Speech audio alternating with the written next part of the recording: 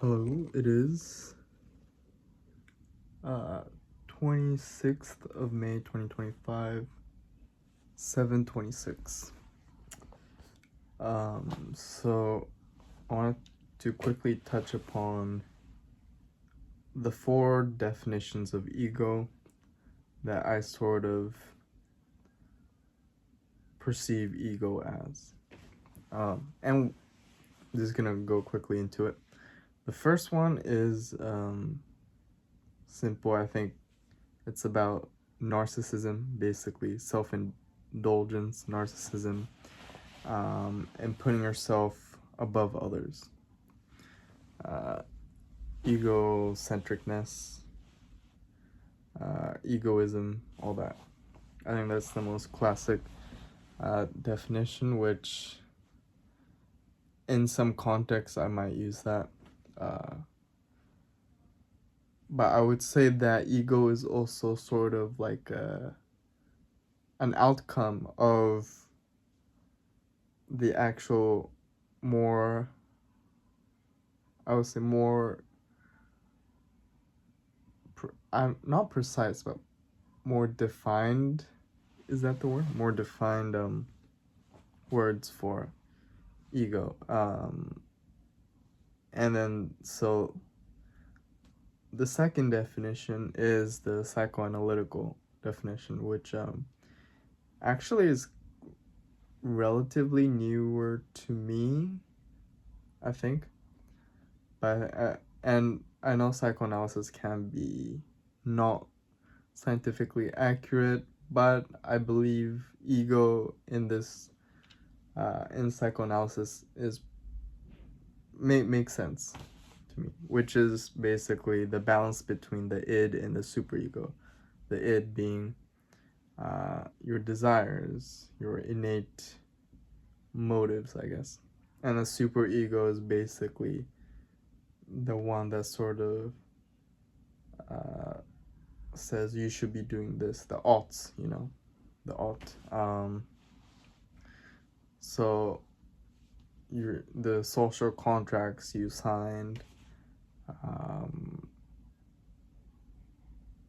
uh, I guess promises you made for yourself, or things like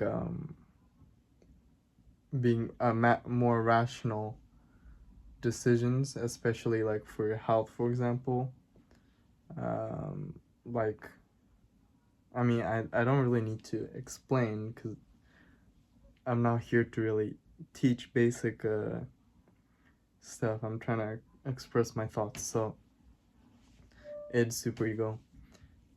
There's that. And then there's also the ahamkara, which is the Sanskrit yogi understanding of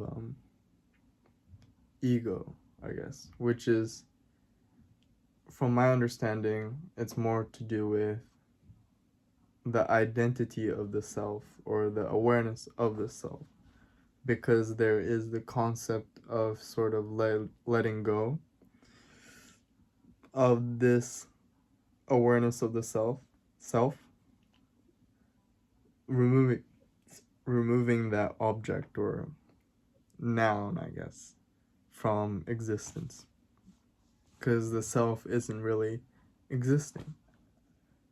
But this goes along with everything else, that thing, the idea of sunyata, right? The void, that everything really is just an illusion, including the self. And ahamkara is basically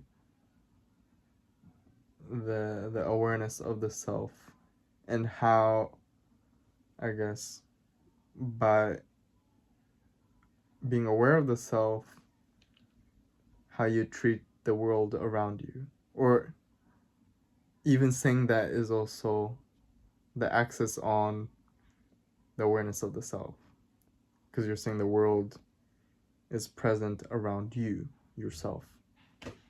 And the idea, I think, behind ahamkara is there is no world around you, there's just the world. But the world is even illusion, sort of, I think. I'm not that feeling, but that's how I understand. And then the last thing is the sort of the definition of ego that I kind of came up with, although I don't think it's that original. It's probably inspired, taken from everything else. Uh, and this is something uh, oh, I came up with while I was high on truffles a few years ago. And that ego is self-protection, self-preservation. That's the specific term I use, self-preservation. Uh, it kind of aligns with ahamkara, I feel. But basically the idea is we act in a way to preserve ourselves. But in doing so, at least in my case, you end up lying to yourself. So what was interesting about my, hallucinogenic experience is that I didn't become more spiritual. I became more, like, I don't want to say rational because it sounds like a superiority thing, or like looking down on more spiritual religious people. What I mean by becoming more rational is that my faith uh, moved to more of the sciences, and I denounced Christianity.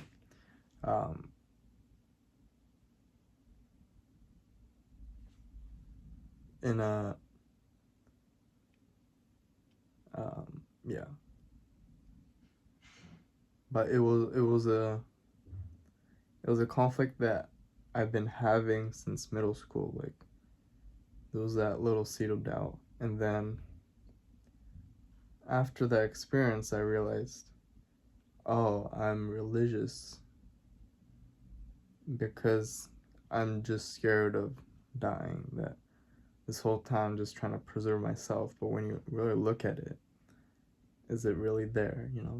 Isn't it just an illusion that a lot of us tell ourselves to protect our existence, to protect the continuation of our consciousness? And then when I realized, oh, it's the ego, it's self-preservation, I was able to let go and understand. Although, which puts me in a more precarious and constantly, I don't know, almost like this chronic torture, almost knowing that moving from a place of, oh, I'm eternal, to, no, I'm not. That, I think, is not something I'll be able to ever get over, unfortunately. But in a sense, in my own worldview, I reached enlightenment. I understood, there's self-preservation. And then I started to see all the other lies I tell myself, or society tells itself, to preserve itself. And that's something I have to constantly try to discover. It's not something that I can just find all of it and I can remove it. I have to discover, sometimes rediscover, forget. It's a constant journey. But yeah, but that's basically it. So to me, ego is narcissism. It's also a balance between desire and ought. I have the fingers. Desire and ought. It's also the awareness of the self, and also the self-preservation. That's what ego is to me. That's it.